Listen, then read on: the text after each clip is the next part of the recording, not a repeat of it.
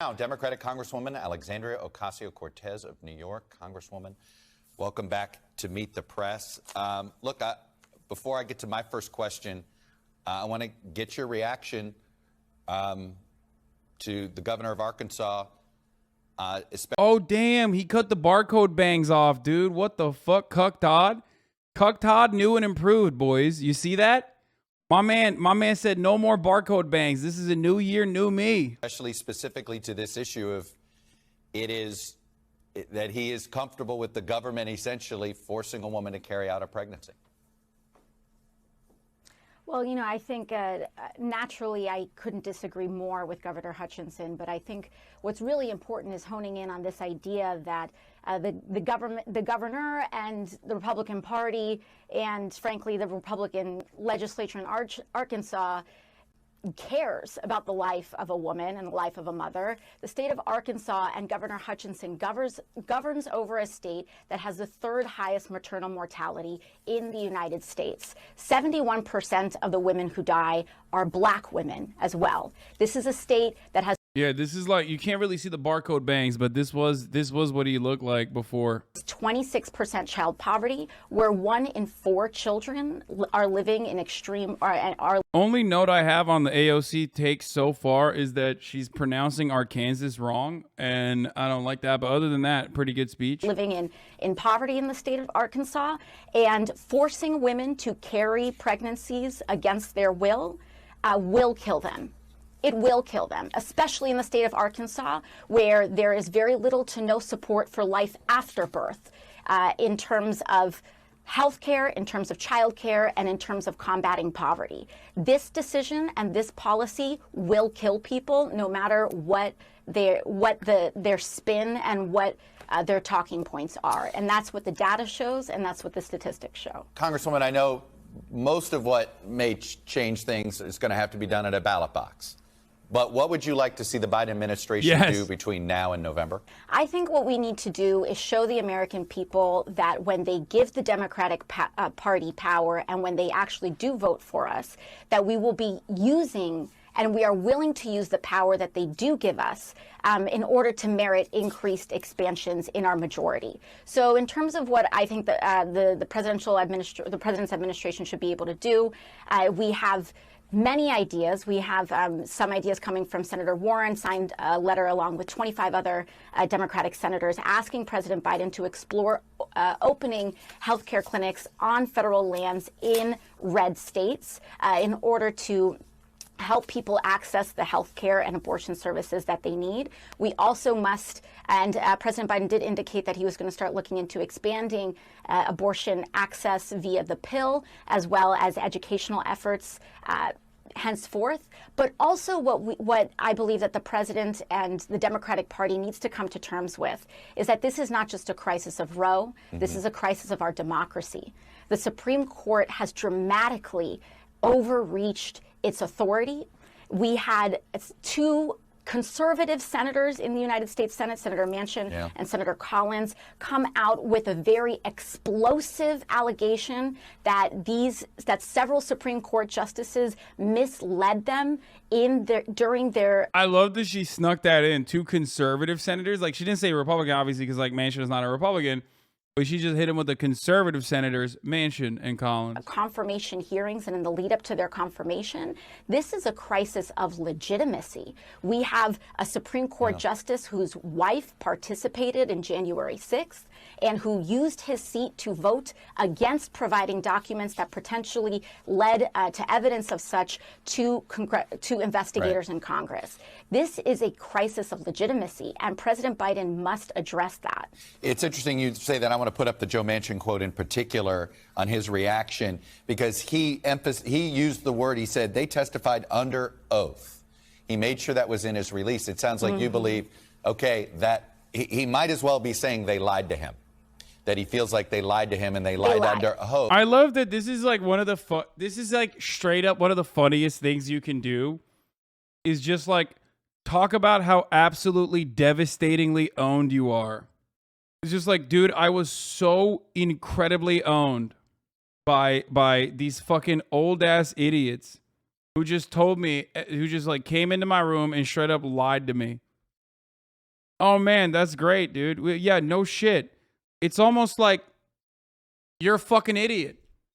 Like, you're either a fucking idiot or you're lying to the public right now. It doesn't matter. Like, you just didn't care. You weren't bamboozled, motherfucker. You just didn't care.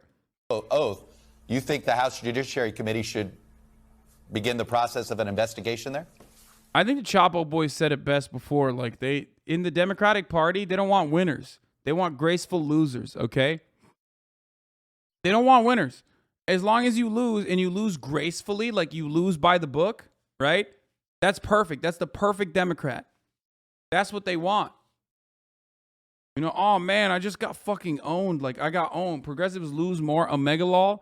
Yeah, progressives have a little bit more of a fucking barrier to achieve, right? Outside of like incredibly effective Red Scare propaganda that has maintained a permanent hold on the minds of millions of Americans, there's also the Democratic Party on top of the conservatives in the Republican Party that unite against the left regularly. Because when both parties are operating without a fucking backbone, okay, you got dudes who are spoiling. Progressives and leftists spoil the Democratic Party's attitude because they actually tell you, like, listen, no, this is how it's supposed to be. There are better ways. There's a better way future. I mean, there's a better future that we can, that we can advocate for and push for. So Democrats fucking hate that shit because all of a sudden, now you got people being like, well, yeah, why don't we do that? Also, do I have to point this back to you, dude? Like, look at this. These Democrats are trying to help the far-right Republicans win their primaries. Hello? Like, how are you going to come in here and be like, progressives lose more, Omega law, dude? If we allow Supreme Court nominees to lie under oath and secure lifetime appointments to the highest court of the land and then issue without basis, if you read these opinions, issue without basis rulings that deeply undermine the human and civil rights of the majority of Americans, we must see that through. There must be consequences for such a deeply destabilizing action and hostile takeover of our democratic institutions. To allow that to stand is to allow it to happen. And what makes it particularly dangerous is that it sends a blaring signal to all future nominees that they can now lie to duly elected members of the United States Senate in order to secure Supreme Court confirmations and seats on the Supreme Court. This is what we're saying. Do you think lying in a confirmation hearing is an impeachable offense? Yeah, another day fighting each other instead of focusing on the real enemy. Good times. By the way, this goes for the neoliberals too. Brother, this is not even fucking infighting.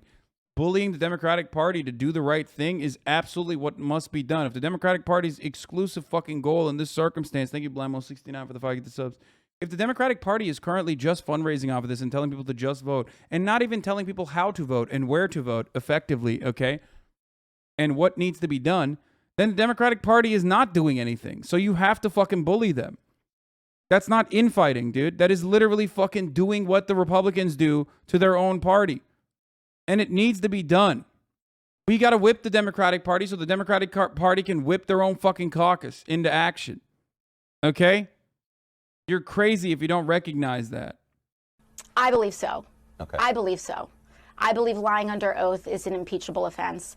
I believe that violating federal law in not disclosing income from political organizations, as Clarence Thomas did years ago, is also potentially an impeachable offense. I believe that that not recusing from cases that one clearly has family members involved in with very deep violations of conflict of interest are also impeachable offenses. And I believe that this is something that should be very seriously considered. For the record, they didn't lie in any way that would be considered perjury. They said that Roe was settled law, which it was. They refused to say it was correctly decided. The senators got duped. No, they literally fucking, come on, bro. Like, they heavily implied it. And even in certain instances, they straight up fucking said that they would be offended by the question even. Like, come on, bro. Gorsuch said he would leave the room if Donald Trump asked him that. Oh, well, he didn't say he would walk out of the room and not sign it. they routinely said they wouldn't challenge the super precedent. So you're fucking running defense for these Supreme Court justices for no reason. No, they absolutely said it was a super precedent and they would not challenge established law, which is exactly what they did. They overturned a long-standing 50-year-long Supreme Court precedent that they themselves consider to be a super precedent. Like the super precedent at the top of the hour where there's a 60-second ad break. If I turned around and told you like, hey, that's a super precedent, and then for some fucking weird reason, like refuse to run that ad break, you'd be like, what the fuck, dude? I'm expecting that, you know? So I will run it at the top of every hour, which is a 60-second ad break, but you can avoid it by subscribing for $5 or for free with a Twitch Prime. By connecting your Amazon Prime account to your Twitch account. Honesty at the Supreme Court cannot be a technicality. Dude, why do you believe that these guys have ever been honest? Anyway, they've never been honest, and they will never be honest. They are the most powerful 9 motherfuckers in America. Of course they don't have to be honest. When a cop on the ground doesn't have to be fucking honest when they're, when they're holding you down, why the fuck would the person at the top of the fucking criminal justice system and the judicial branch why do you expect them to be honest? They can literally overturn laws, destroy the lives of tens of millions of women in one fucking with a couple keystrokes on a keyboard, okay, with the stroke of a pen. Also, this is a body, an institution that has upheld slavery. This is an institution that is routinely sided against, establishing states' rights to literally have like child labor laws and shit. It's bullshit. Including by senators like Joe Manchin and Susan Collins. I want to ask you a slightly bigger picture question here. Jason Lincolns wrote this in the New Republic, and it seemed to ring true with a lot of folks. Under the headline, "The Democrats' Theory of Change, Wait for the Republicans to Screw Up." For the GOP, change comes after long periods of hard work, steady funding, and maintaining enthusiasm and momentum through periods of setback. For Democrats, change is reactive, coming only after the GOP's ambitions have hurt just enough people to make Republican rule untenable. Well, I think that it does speak to a generational change within the Democratic Party. I believe that there is an establishment within the Democratic Party that has a nostalgia for a better time of politics from decades ago. You hear this very often when you hear certain Democrats say that they wished for a strong Republican Party. Mm-hmm. But the fact of the matter is that we have a new and very different Republican Party that more people are recognizing. But frankly, the roots of which have already been there, which is a lack of respect for American institutions, a lack of respect for the law, and a deep desire to debase very, very critical underpinnings of our democracy.